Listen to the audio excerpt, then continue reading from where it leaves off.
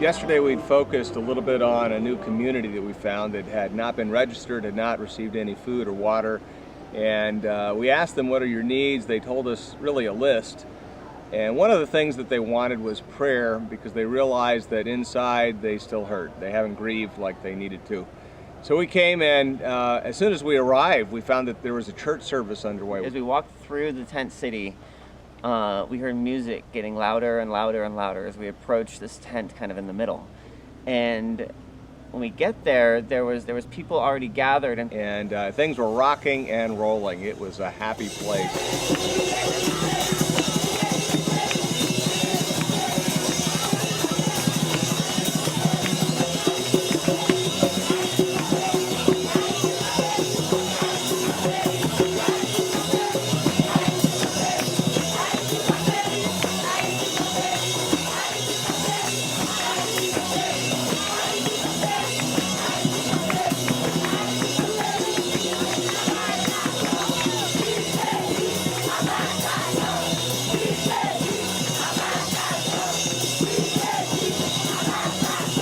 I and Jeremy had the chance to go up and kind of be the pastors and explain what we were doing today. And then we had the American teams and our interpreters line up, and people streamed out and came to us and just basically asked us to pray for them. And for about an hour and a half, our entire team just prayed for hundreds and hundreds of people. It was just an amazing, amazing experience. A lot of deep needs, predominantly sickness, a lot of malaria fevers, a lot of mothers in pregnancy not sure if they're going to be able to make it, a lot of different infections, and a lot of stomach and kidney pain. So it was pretty overwhelming praying for these people who had so much belief, so much hope. I have a pretty mainline denominational background, and on the healing side of stuff, it's not something that we do a whole lot of. But we had lines of people and prayed for well over an hour for people for all kinds of different things, both emotional, spiritual, physical healing, and we were laying hands on and just going for it. And it was a pretty powerful experience for me.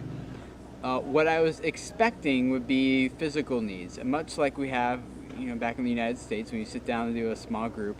You ask for people for prayer requests, and they think for a second or two, and then most of the requests end up being about physical needs. So-and-so's sick, my aunt was in a car accident, things like that, which are fine.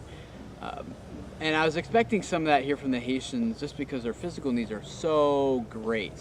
Food, water, clothing, basic shelters, those things. I was expecting for a lot of that. But what I got instead were the Haitian people coming to me and say, will you pray that I will become a great prayer warrior? Or will you pray for me that I will be able to understand God's word and get to know him better? Or will you pray for me that I could become a spiritual leader, or that God will transform my heart?